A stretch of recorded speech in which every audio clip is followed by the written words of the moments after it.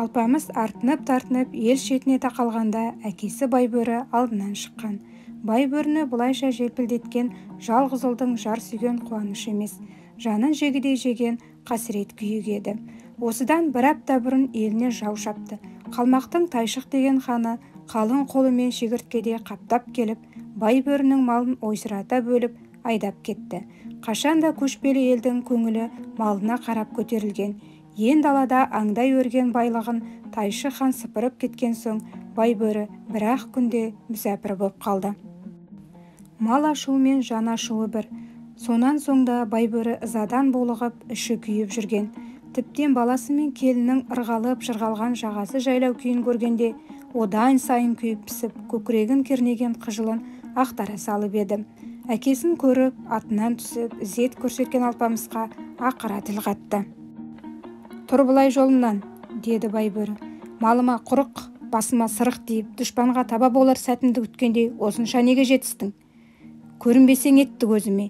Бүйтіп соңымнан ерген тұяғым емес, бетімді қызартар ұятым болғанша тумай кетсең қайтеді. Шымылдық желбіретіп жетісер жайым жоқ. Бұр атыңның басын. Тайшық хан алған жылқымның ізін суытпа.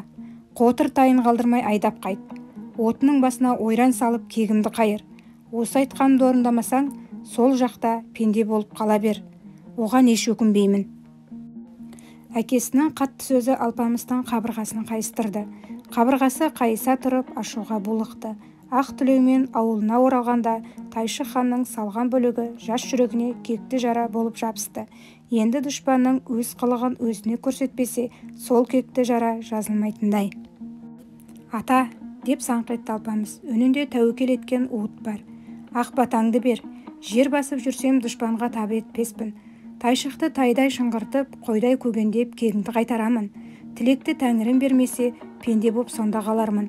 Бірақ артымда қалған өздеріңе де алаң болып тұрған жайым бар. Жау жағадан алғанда бөрі етектен дегендей, осы ұлтан құлдың пиғылынан шошимын. Сапарым созылғандай болса, түбі содан көрерсіңдер қорлықты». Мұнан әрі Алпамыс алыста ауыр сапарға аттануға қамданды. Жау жарағын сақадай сайлап, мұздай темір құрсанып, жортқанда жолым болсын деген ниетпен Байшұбардың мойнына тұмар тақты.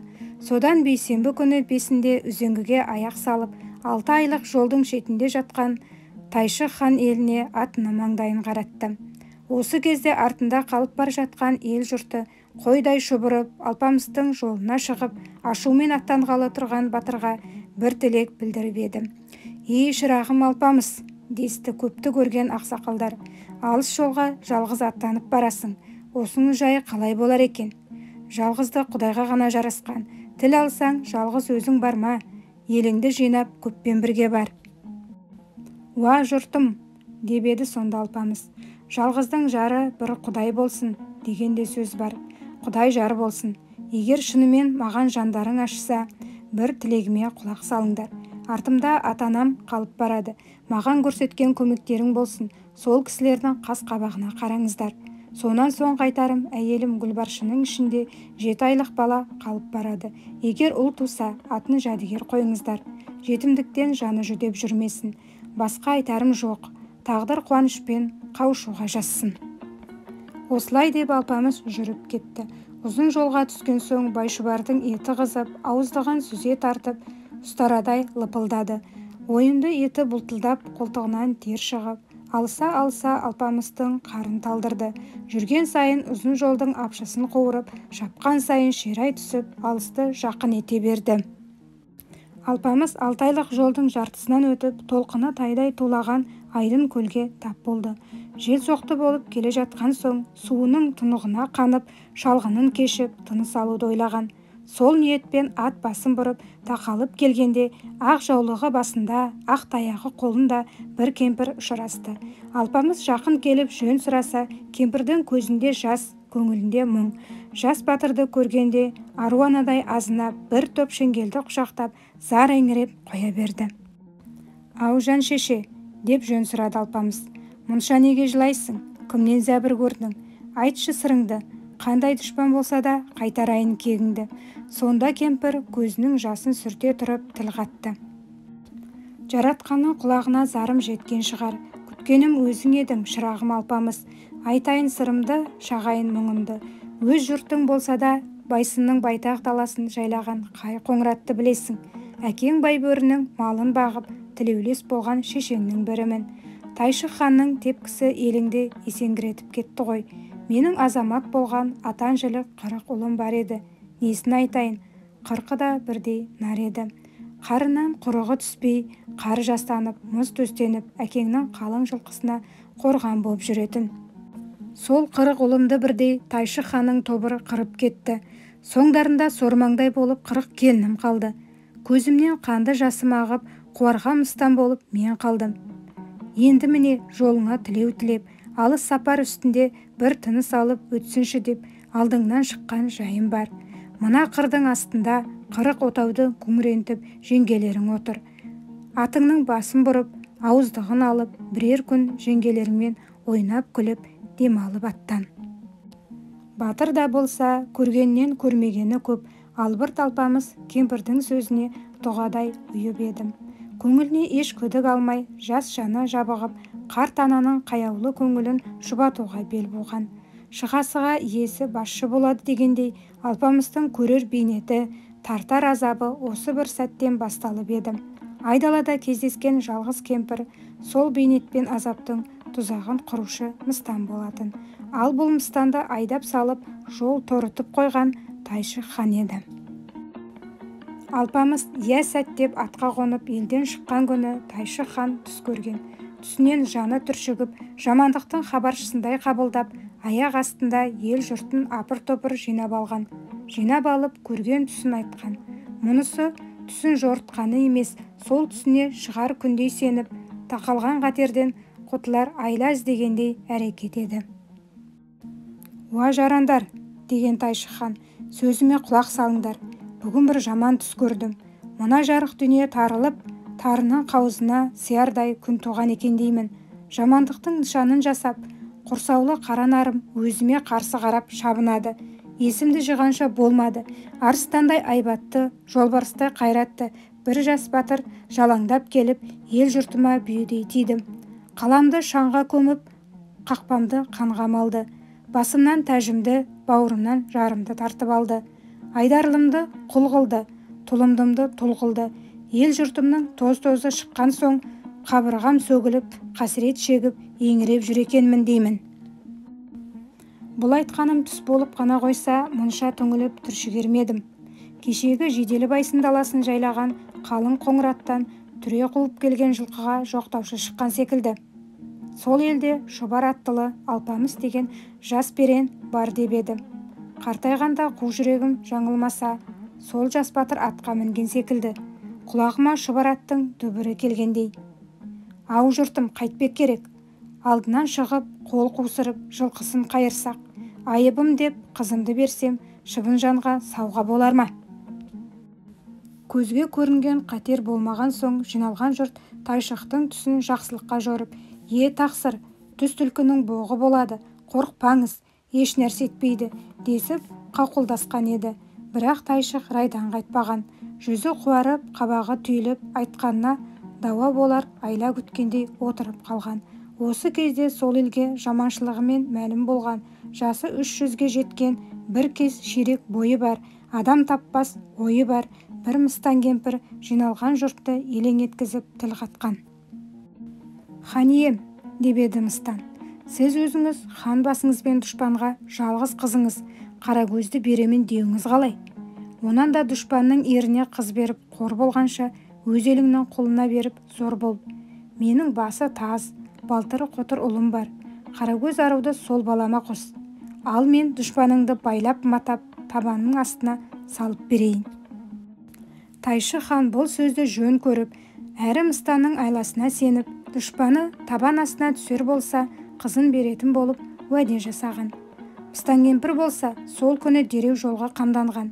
Ол үшін ханның қызы Қаракөз аруды бас қылып, 40 қыз таңдап, 40-да келіншекше киіндіріп, басына жаулық салып, әр қайсына бір-бір отау көтерткен. Бұған қоса 40 шөлмек арақ алып, Алпамыстың жолын торуға асығып жүріп кеткен. Жаңағы айдын көлдің жағасында Алпамыс батырға мұңын шағып, зар еңіреген бейбақ міне осы Мыстан кемпір болатын. Әрине, мұны білген Алпамыс жоқ. Жас жүрегі елжіреп, қорғансыз қарияға қамқор ниетпен құрақ ұшып, Байшұбарын көлделең тартып еді. Осы кезде адамнан есті жалғыз серігі Байшұбар Мыстанның әрекетінен бір белгі берген. Үстіне мінбекші болып оңтайланған кемпірді қос аяқтап теуіп жіберсін. Кемпір есінен танып құлап түсті.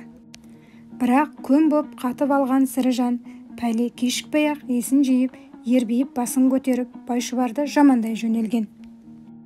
«Шырағым Алпамыс-ау», деп Мыстан кемпір аярлана тіл қатты. «Мына мініп шыққаның сырты түкті, іші боқты жаб екен ғой.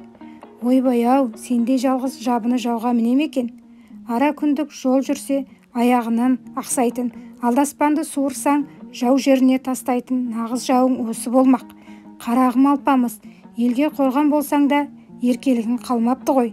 Тілімді алсаң, бұл шұбардың басын кесіп таста. Ертеден салсаң кеш көзар, етектен салсаң төс көзар, қазанат тауып берейін».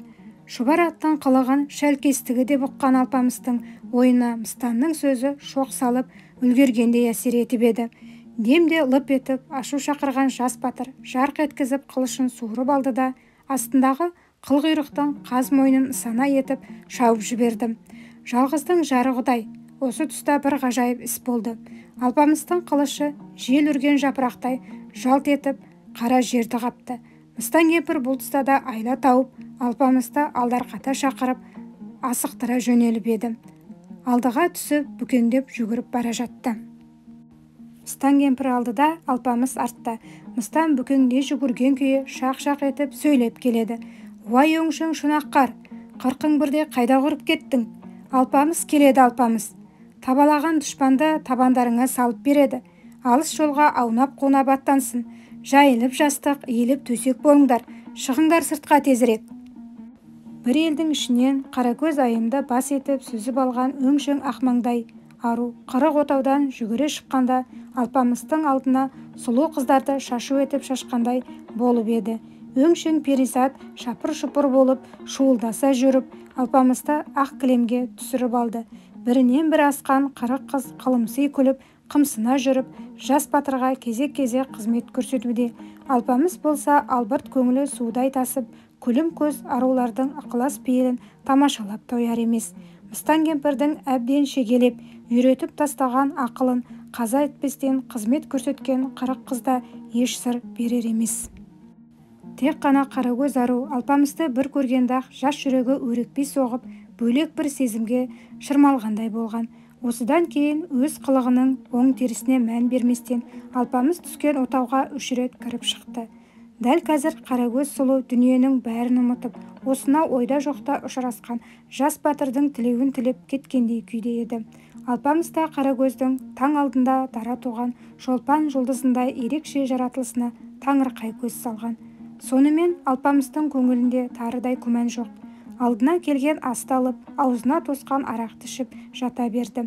Бір-екі рет Мыстан кемпірдің өзі келіп, аяр күлкімен алдарқатып, арақты баса құйып кеткен. Уылжыған жас батырдың тәнін улау қиын ба? Кешікпей-ақ ірге түріліп, Алпамысты желпінте кеу-кеулеп қыздырып тастады. Осы кезде ханның қызы Қаракөз шыдай алмай, Алпамысқа жанасқан болып, шымшып кетіп еді.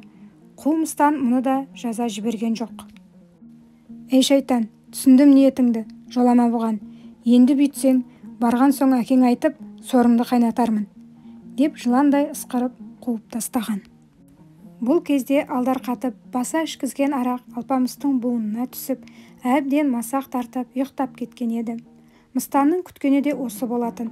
Дереу 40 қызды шоқтай үйіріп, 40 отауды жықтырып, Алпамыстың үстіне үйді де от қойып жібердім. Ханның ен, тегін мүлкін аясын ба? Өңшең асылға малынған 40 отау дүрілдей жөнелді. Басы Мыстан болып, 40 қыз шуылдаса қуанды. Сандарын шапақтап, от айнала ербеңдеп, албырт батырды келеке етті. Тек патшаның қызы Қаракөз ғана қыршын жасқа қабырғасы қайыса мұңайып, ақ жүзі күн жеген шөперектей қуарып, көзінің жасын ішке жұтқандай күйдеді. Көз алдына Алпамыстың ер тұлғасы елестеп, көңілі құлазып тұрды. Төбе болып үйілген қырық отаудың будақтай көтерілген түтіні түстік жердегі Тасты қаласына бірден көрінген. Мыстаннан айла артылған ба? Бұл қалада жасырынып жатқан қалың әскер түтінді көргенде атқа қонбақшы болып уәде берген. Сол уәде бойынша лап қойған нөпір қол өртенген отау шоқтанып үлгермей-ақ сау етіп жетіп келді. Келген беттерінде аттарын қаңтара салысып, Алпамыстың күл болған денесін көруге асығып еді. Жоғайнаның сөнгеніне де шыдамастан қалың қоламтаны аршып көрсе, о ғаламат! Алпамыс балбырап ұйықтап жатыр. Мұны көрген қалмақ жігіттерінің таңданысында шек болмады. Кейбіреуі шыдай алмай, күрекпен шоқты көсіп алып, Алпамысты қайта көмбекші болып еді. Жайнап жатқан қоламта батырдың денесіне тақала берсе, күл болып кетеді. Бұл жағдай қалмақтардың жүрегіне үрей ұялатып, жас батыр оянбай тұрғанда дереу байлап тастауға асықты.